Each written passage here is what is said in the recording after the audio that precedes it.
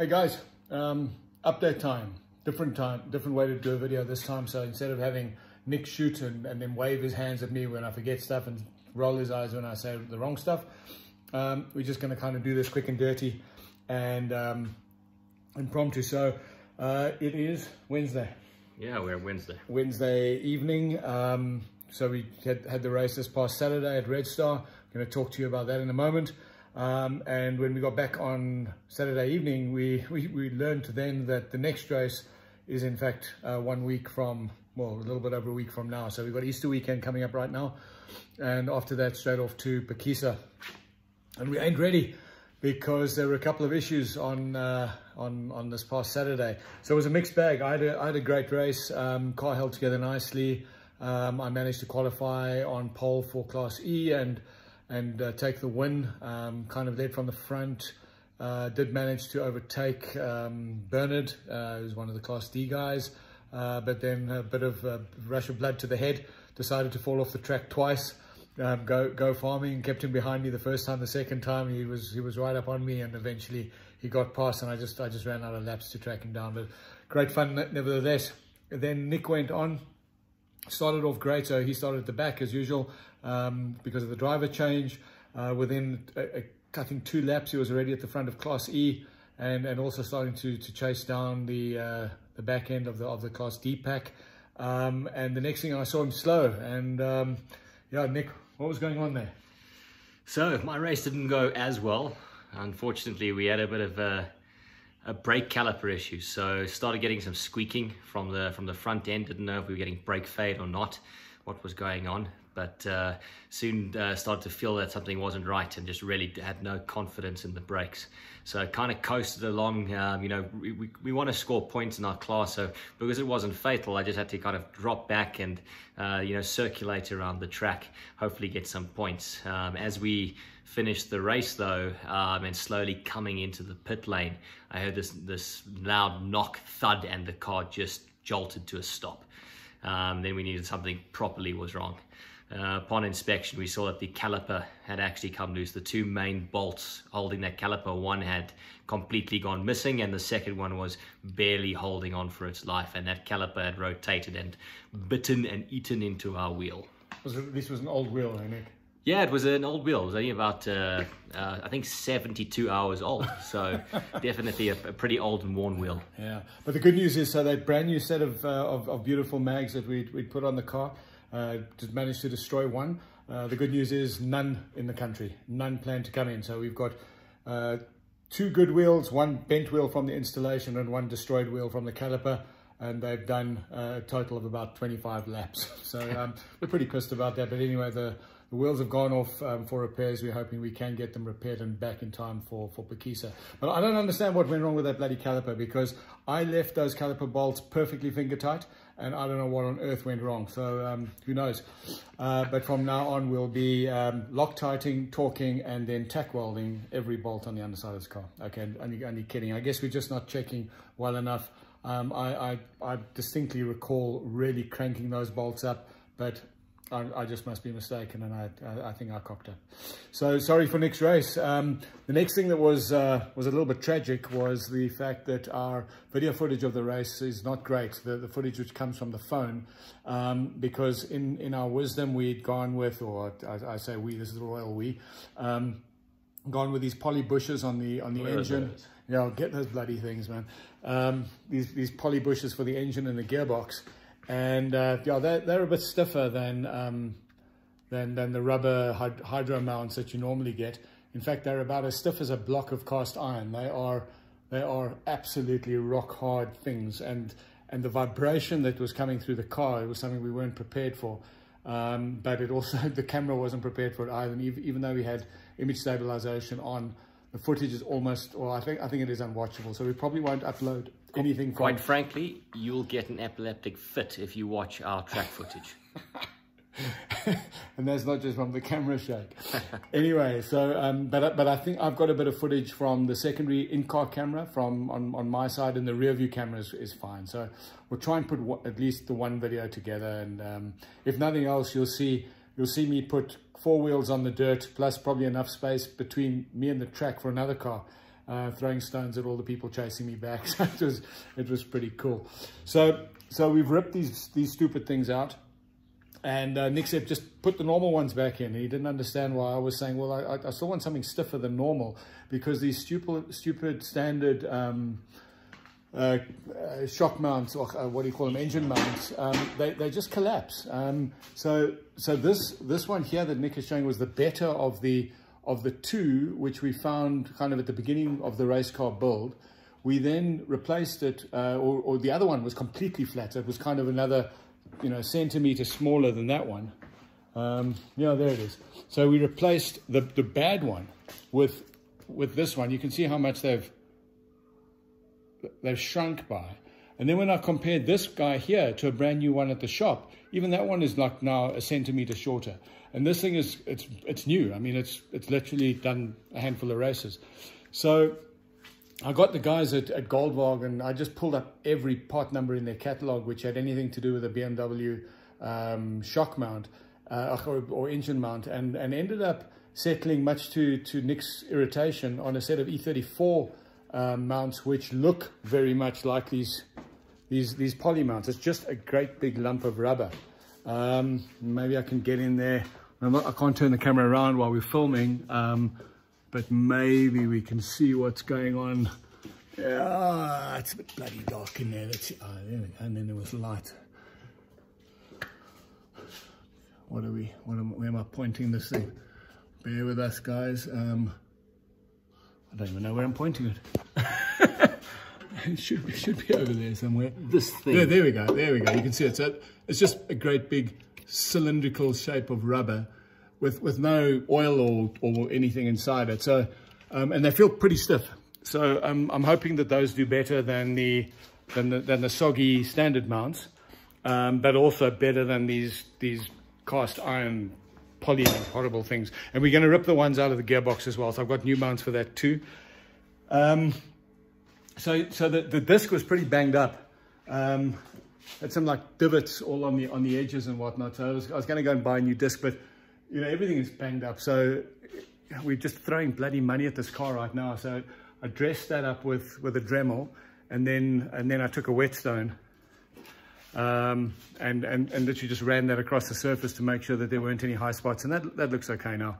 So I think that'll be fine. Yeah, then the caliper itself was also a bit graunge, but I've ground away the sharp edges there, and yeah, I've got a couple of replacement bolts, because the one remaining bolt was bent. So I've got a couple of replacement bolts from a scrapyard today, which leads me to our next find. So we still have a bit of shudder, and we don't know. We've now replaced these control arms with mainly HDs. We've done new discs. We've done everything basically, and I'd taken off the stupid poly mount which we had here at the back, and put the old Meili HD ones back in. And then I decided yesterday to pull them off and inspect them, and in fact they're also well beyond their best. So they have cracking around the edge, very difficult to see without kind of pulling on them or whatever. But so we grabbed a new set of those. So I've just got those in right now, and but the only remaining thing, Nick is convinced that there's something wrong with the rack. I can't simulate any play in this rack. But there is one thing which, you never stop trying to look for upgrades to compensate for your own inadequacies. And for those in the know, which is not us, we heard this from others in the know, there's a really cool steering rack upgrade in the form of the compact, the E46 compact. They have a quicker rack. This rack is about just under 3.5 turns, lock to lock, and rumor has it that there's this unicorn of a rack from the compacts, which is like a 3-turn lock to lock rack. And so today I tried to track something down. There was a steering rack advertised on the kind of local OLX and from a 325 Ti. The guy managed to get me the part number. The part numbers don't help at all because there's just no cross-referencing anywhere that you can do. But one thing you're looking for is like a purple tag. And I'd never seen one before. And I've never heard of anybody in South Africa that's seen one of these bloody things before. So I went along to the place and I couldn't do anything other than just turn the spindle. We didn't even know they had colored tags, but believe it or not, when you clean up your steering rack. Yeah, there is indeed a color. So there's a yellow tag. And there are silver tags. And, you know, I don't know what the color codes mean. Anyway, so this bloody rack that I went to go and see this afternoon also had... In fact, that one was worse. It had 4 full turns, lock to lock. So that wasn't any good. And I was going to drive off and accept defeat. And the scrapyard next door, I saw they also do BMW stuff. So I walked in there and chanced my luck. And I said to the guy, look, you got any steering racks for a compact, E46 compact? And the guy said, yeah, I've got plenty. I said, well, what do you mean plenty? He says, no, because they're all the same on the E46. I said, well, no, they're not. I said, I want one from a compact because I'm looking for one with a quicker ratio. And anyway, you could see he thought I was full of it. But anyway, I said, look, humor me. So we went out into the yard with one of his guys. He said, look, we've got a compact here. He said, but this rack's knackered. So I thought, well, how do you know that? Had a look underneath. It was absolutely coated in muck, and I couldn't see the tag. I didn't even know where to look for the tag, and I certainly wasn't going to lie underneath a car in a scrapyard. So I asked the guy to take it out. An hour later, he was still battling, and I was really about to call it quits and just say, look, forget it. And you know, I gave it 10 more minutes, and he got this rack out, and he got it down on the ground. And when I saw this, my day was made. It's so hard doing this with the front camera. But there you have it, guys. There's a purple tag. So we've managed to find ourselves a purple tag rack. And lo and behold, you know, if you do just manually work it left to right, it's only 3 turns. So this thing is going to be super quick. Going to be great, and looking forward to getting that on the car. Whether we'll get it on for the next race, I don't know. It's, you know, one thing Nick and I have realized is we fiddle too much, and we have too many untested modifications going into these races, and it doesn't take a big thing to really, you know, mess with your day. So we'll probably keep that out. You know, I want to probably strip it down and see how good or bad it is. But that's, you know, I certainly, when I saw it was a purple rack, I wasn't going to say no. So we got that baby. So now, yeah, what have we got? We've got a shitload of other things that we've got to get done. So when we went out to practice, we were running pretty rich fuel mixtures. We were still, the last race at Redstar, end of last year, December, we were running ethanol. And to run ethanol, we had to run so much more fuel pumped through those injectors in order to get the correct kind of stoichiometric ratio. That was working fine, and I kind of tuned it down a little bit because now we had kind of pseudo-solved our overheating problems and no longer needed to run the ethanol. So we're back to pump fuel. And we saw in our first practice that we were running low 10s, sometimes high 9s in terms of AFRs. On our car, which is just far too rich. We're just eating up fuel for the sake of eating up fuel. So quickly tried to adjust that, and obviously we were just looking at the AFRs on our Innovate LC2 gauge. And as soon as we had made the change to the second map, which was a little bit leaner, trying to target maybe about 10% more fuel than stock, we saw that our wideband oxygen sensor just stopped working. So we've already experienced one failure. We're kind of confused, you know, what happened, just assumed, okay, you know, luck of the draw. But you start to see online that these things fail a little bit more frequently than you would expect out of any kind of component. They're quite sensitive. So we've done some reading, and there's quite an amount of good literature out there that kind of explains why these things fail, resulting from thermal shock and you know, switching them on with condensation in the exhaust, etc. We think the problem in our car is that we have ours basically powered as soon as the master isolator was switched on. And what that meant is that the heating circuit would run kind of for any amount of time, even though the engine was not started yet. And the literature seems to suggest that that is not ideal, and that we should really ensure that there is no possible condensation or any kind of cold conditions in the exhaust before allowing the wideband oxygen sensor controller to start operating. So we're going to make some changes there. This is our old little unit. We probably got 2 bad ones of these. A little bit unfortunate. So yeah, unfortunately we weren't able to record on our new logger what our wideband Lambda sensor was reading. But we've got a new sensor for that, so we're going to install that and change how that thing is powered. And we'll only start powering it after a small delay once the car gets started. I think Nick, you must just post a link to that article. It was actually very good. Quite an extensive article on how these things work in normal production cars and how differently they effectively operate in third-party applications. But yeah, this is getting expensive. You know, between 1,000 Rand and 2,000 Rand every time, and basically we're on number 3 now, having completed 4 or 5 races with this bloody car. So yeah, hopefully we can find a method which will get us a little bit more longevity out of them. So the other thing which we picked up is the clutch throwout bearing, the thrust bearing. It was noisy as all hell when released. Sounds like it's going to let go any minute, so we've decided we've got to pull the gearbox. There was a bit of an oil leak, that we could see a bit of an oil droplet between the gearbox and the engine. So I'm going to take the opportunity to replace the rear main seal again, which I did do with the engine rebuild. So it's a little bit worrying that seal has leaked again. While we got the box out, we'll inspect the clutch and the dual mass flywheel. So yeah, you can see that we've got, once again, all the crap out of the car, masterpiece exhaust strung all over the ground. We got our hands on a transmission jack yesterday because, as I said to Nick, I'm tired of balancing gearboxes on my head. Yeah, so we'll get that out. I've also plumbed in a fuel pressure sender for a new fuel pressure gauge, so we can see what's happening with fuel pressures. Fiddled around with the pump configuration. The last video that we put through on how to basically change your pump flow from left to right, still valid, but in our case now we've actually decided to go from pumping right to left, and then from the left saddle to the fuel rail.